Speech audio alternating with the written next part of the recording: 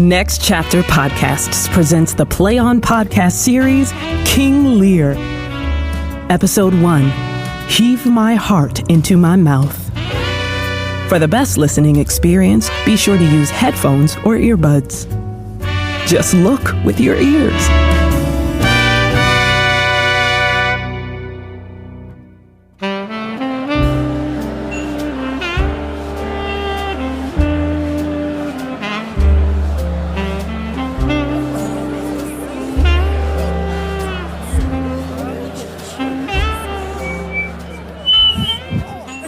The Earl of Gloucester. Evening, good fellow. Tell me, have you laid eyes on Kent? She awaits for you on the balcony, sir. I see her. My friend. Oh, thank you. You're fine. Yeah, so good. Yeah. Kent, my friend. Gloucester! Good to see you. How's the king? Troubled, I'm afraid. He changes his mood more often than the moon. You know, I could have sworn he preferred the Duke of Albany to Cornwall. Yeah, well, it always did seem so to me. But now, since he has busied himself dividing his kingdom, it appears that his mind may be divided as well. For he cannot discern which duke he values most. And I hear he's cut the kingdom into such even parts, one could count it all odd. May I have this dance? You may. My lord, is that not your son? Ask my wallet. My money has made him into a man. There were days when I would have blushed to call him mine, but now I'm tickled pink to think of it. Really? Me, I can't conceive of such a thing. My lady, neither could I, but clearly his mother could. For she conceived him from her womb, then laid him in a cradle long before she bedded a husband. I suppose this makes her sinful.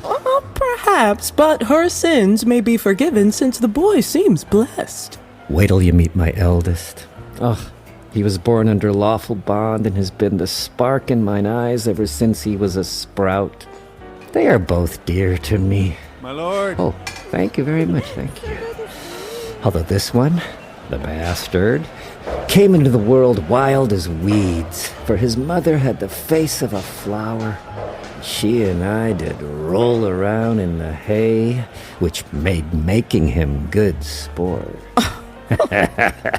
Come, meet my bastard. Say, Edmund! Have you met this noble lady? I have not, my lord. This is the Countess of Kent. You must remember her as my honored friend. My lady, I am at your service. I am pleased to know it and hope we'll serve each other someday. My lady, I shall study deserving. Wow. Good evening. He speaks well, doesn't he? He's been studying abroad and will leave again soon. Oh, look! Here comes the king.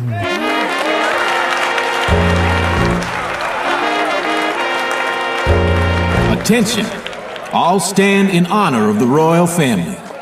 The king's eldest, Goneril, and her husband, the Duke of Albany. The king's middle child, Regan, and her husband, the Duke of Cornwall. And finally, the king's youngest, Cordelia. On the arm of her father, our most dear and honored King Lear. Gloucester, wait on the lords of France and Burgundy. I will, my lord. In the meantime, all shall see what secrets are about to be unveiled. Give me the map there. Know that I have divided the kingdom into 3. It's my intent to shake all cares and commerce from these aged bones, conferring them on younger souls, before I, no longer burdened, crawl toward the mouth of death. To my son-in-law, Cornwall. My lord. And equally to my son-in-law, Albany. My king. The king this hour publicly divulges the dowries of his daughters, so future strife may be prevented now. And to the great princes, France and Burgundy, great rivals for my youngest daughter's love, who both have courted her a long while in this court. Shortly they'll have the answer they've been longing for. But for now, tell me, dearest daughters, since I must give up my throne for a bed, my land for sky, and my cares of state for no cares at all, which of you shall say she loves me most, so I may extend most of my bounty to you? Tell me, whose nature is most worthy and whose merit goes unchallenged? Shh. Goneril, you are the king's first. Therefore, be the first to speak. Sir, I do love you more than wisdom can wield the words. Farther than eyes fathom, wider than arms stretch and embrace. More than my freedom, beyond valuables rich or rare. More than life itself. With grace, health, beauty, honor, as much as any child ever loved a father, or father found such love from his daughter. I love you so that I lose breath trying to explain it. And my speech falls short, for above all, more than all, I love thee. Not bad. I give you bountiful lands within these bounds. From this line to this, with shadowy forests and with sunlit prairies, enriched with luxuriant rivers and meadowlands wide, with towering trees, the king makes his eldest more than a lady, for you and Albany's progeny in perpetuity. Now, what says the king's second daughter? Our dearest Regan, wife of Cornwall. Speak. Sir, I am made of that same metal as my sister, so prize me at her worth. In my true heart I find she names my very deed of love, only she comes up short. For I profess myself an enemy to all joys, except the precious fondness I possess for you. And I find I am only in the highest of spirits, when in your dear highness love. The woman can turn a phrase, can't she? Dearest Regan, for you and your inheritance forever, this king gives an ample third of his fair kingdom, no less in space, validity, and pleasure than that which is conferred on Goneril. But now, my joy, now for the last, not the least, whose young love's been entangled in the vines of France and milked on the wines of Burgundy, both of whom strive to interest me the most, that you may draw a third portion more opulent than your sisters. What do you have to say? Speak. Nothing, my lord. Nothing? Nothing. Nothing will come of nothing. Speak again. When it comes to eloquence, I am hapless, for I cannot heave my heart into my mouth. I love your majesty according to my bond, no more, no less. Now, Cordelia, mend your speech a little, lest you may mar your fortunes. My lord, you have begot me, bred me, loved me, and so I return those duties back as are right fit. I obey you, love you, most honor you. Why do my sisters have husbands if they say they love you most? If I wed, the Lord who takes my hand will hold half my love, half my care and sense of duty, for I shall never marry like my sisters, who love only their father. Can this be the true music of your heart? It is, my good lord. And is your heart so hardened that it cannot play softer, child? It's not as hard as it is heavy, for although I am your child, what I say is still true. Then your truth's empty. Therefore so is your dowry. For by the sacred radiance of the sun and mysteries of Hecate, and the night by all operations of the planets, from whom we exist and expire, I hereby disown you discarding all paternal cares, kinship, and property due you by blood. You have at once become a stranger to me, and my heart holds you in less regard than a barbarous cannibal who consumes the meat of his own offspring. Even that beast would have my heart before you, my sometime daughter. But my liege... Peace, Kent! Come not between the dragon and his fire. I loved her most, and had hoped to spend my last days nursing on her kindness. Get her out of my sight!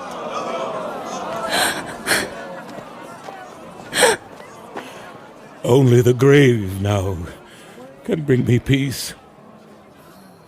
Now that she's ripped her father's poor heart from his chest. Call France. Who stirs? Call Burgundy.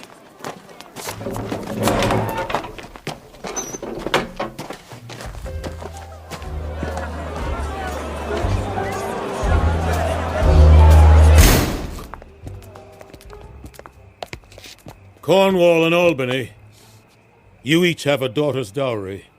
Now bisect the last third and digest it. Yes, good king. Whatever you wish, my lord. Let her pride, which she calls truth, marry her. I now invest you in a joint venture, imbuing you both with power and privilege and the largesse that comes with being king. I'll reserve 100 knights and the right to have an open invitation every other month at each of your abodes.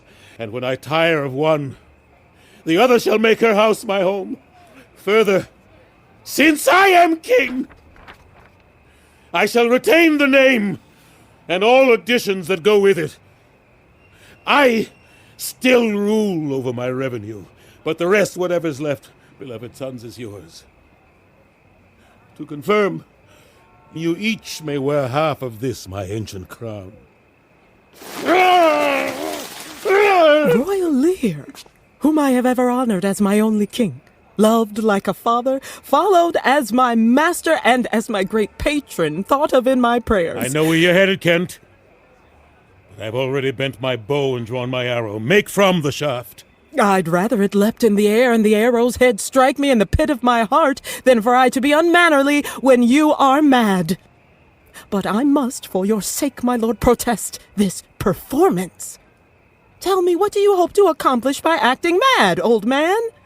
I swear, by my life, your youngest daughter does not love you least. Nor are her words an empty-hearted echo, even if they sound low or seem hollow. Kent! If you value your life, speak no more. My life I never valued except to be your pawn. A piece for you to play, to wage war against your enemies. I have never feared to lose my life. Keeping my king protected has always been my only move. Out of my sight! See better, Lear! Even if at first I am more of a bull's eye than the apple of... I swear by the gods! Why swear, king? Why take the name of our gods in vain? You lowlife! You miscreant! Dear sir, please. Hold back your rage, please. No! Let him kill the only physician who cares enough to force-feed him a cure. Take back your gift, Albany and Cornwall. For if you don't, as long as I can speak, I'll cry out that what you do is a most vile and evil thing, sir. Listen to me, villain. You are still my subject. How dare you tell your king to break his vow, which he has never done, and with a forced pride suggest to him that he revoke his word, which is not in his nature, nor a decision he can afford? For such insubordination, here is your reward. You are allotted 5 days for provisions to shield you from the inevitable disasters of this world. But on the 6th, turn your hateful back on my kingdom. For if on the following day your banished body is found anywhere in my dominion, I will hasten you to death. Away! I swear this by all the gods! A king's word cannot be reversed. Be well then, king. since clearly your act has gone beyond its natural claims. Freedom has left the building, only banishment remains. Kent! Cordelia, my dear, may the gods forever shelter you. You've been more than a lady. You've said things most just. And you, daughters Goneril and Regan, so may your deeds live up to your larger-than-life speeches, so that we can see the harvest when good acts spring up from words of love. Kent bids you all adieu. She'll reshape her old course in a country new.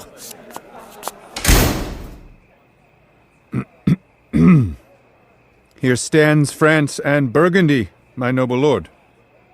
My lord of Burgundy, I understand that you and the King of France here have rivaled for Cordelia. What is the least that you require by way of a dowry? Or will you cease your quest for her love entirely? Most royal majesty, I crave no more than your highness has offered, unless you're offering more. No, noble Burgundy. When the daughter was priceless to the king, he did hold her to the light like a jewel or a goblet to toast. But now her price has fallen, for sir, she's become misshapen. See her there, that lump of coal with seemingly no substance. She's only good for heating a man's rage. But if you can do something with an old flame, then I guess she's all yours. I know not what to say. Sir, will you take her with all of her defects, noting that she has unfriended her father and is new adopted to my hate? Therefore she is disowned. And her only dowry now is my curse. Take her or leave her. Pardon me, royal sir, but I elect to have more time to think in light of the current conditions. Then leave her! For I swear by the gods that made me, she is of no value to you anyway. And you, great King of France, I love you too much to match you with this stray I hate. This is most strange, for she was until now your best object. What could she have done, your dearest daughter? What monstrous crime could she commit that so quickly you strip her bare? Surely, if you call her a monster, then she must have tried to take your head off? Or perhaps she simply lost hers? Unless the monster is you, and the early affection you showered on her wasn't true. Though, in truth, it would take a miracle for me to believe that she could be anything except loving. Sweet Cordelia. Forgive me, your majesty. I seem to lack the glib and oily art for puffed-up orations. When I desire a thing, my actions speak louder than speech. But I would have my father know this. Never did I leave a stain on our crest, nor did I ever commit murder, lust, or dishonor, which certainly should deprive me of your grace and favor. It is simply because I lack an ever-begging tongue that you've made me worthless. That's enough. Go away. It would have been better if you hadn't been born than to have so displeased me. Surely there's more to this than the fact that she misspoke. She may not have given the full history of her love, but no doubt she intends to do so. My lord of Burgundy, what say you to the lady? Love's not love when it's mixed with familial matters. Will you have her? She has no money now, but I hear her character is as valuable as any dowry. Royal King, if you'll impart me that portion of payment that you previously proposed, then I'll take her by the hand and she'll be the Duchess of Burgundy. I'll give as she gave. Nothing. And on this I cannot be swayed. Then I am sorry, dearest Cordelia, that in the same hour that you have lost a father, you lose a husband. Peace be with you, Burgundy. Since your true love is to gain a fortune, I am fortunate not to be your wife. Fairest Cordelia, you are most rich being poor. You are refined even if you are forsaken, and for one who is despised, you are certainly a prize. I open my arms wide to possess you and your virtues, seeing that this man has cast you away. I'd like to make you a treasure, O king, your dowerless daughter whom you have tossed away, fate has tossed my way by chance, and I will make her queen of my kingdom, the fairest lady of our dearest France. Bid them all farewell, Cordelia, even though they've been unkind. Your love is their loss. A better life is ours to find. Take her, King of France. Let her be your fatherless queen, for she is no longer mine. And I pray never to see her face again. But father, Go! Go! Without a king's kiss, his love, or his blessing. Come, noble Burgundy, and my only daughter's men, Albany and Cornwall.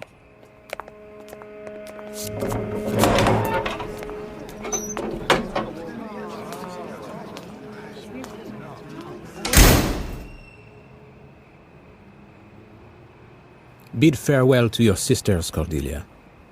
Well done.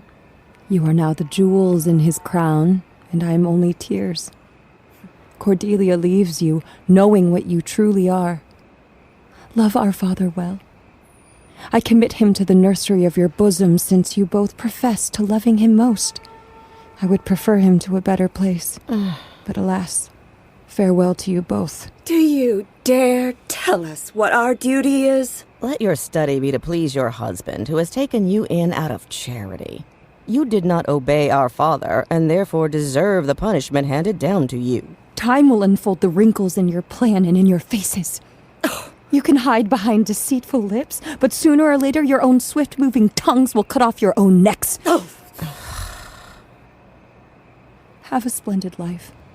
Come, fair Cordelia.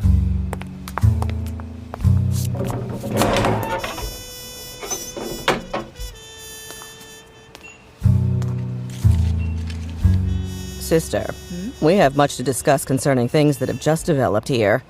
They concern us both. I believe our father will leave tonight.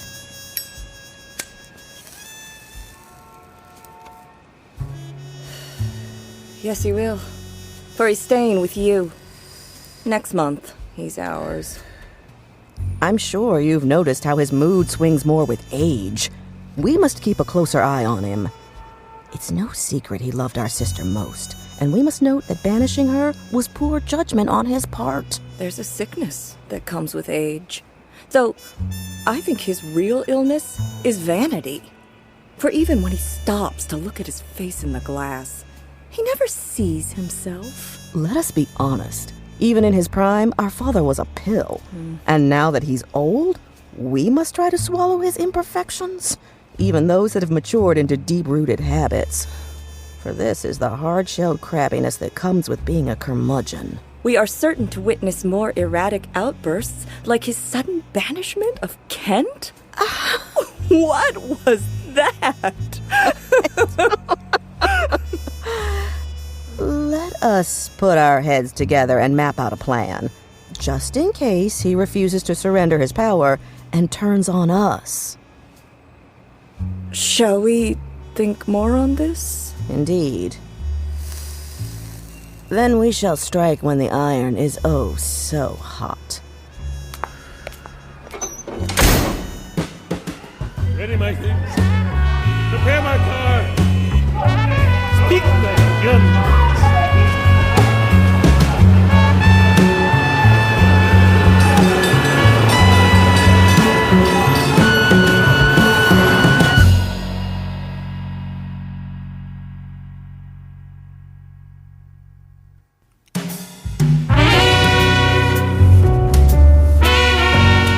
The Play On podcast series King Lear was translated into modern English verse by Marcus Gardley and directed by Eric Ting.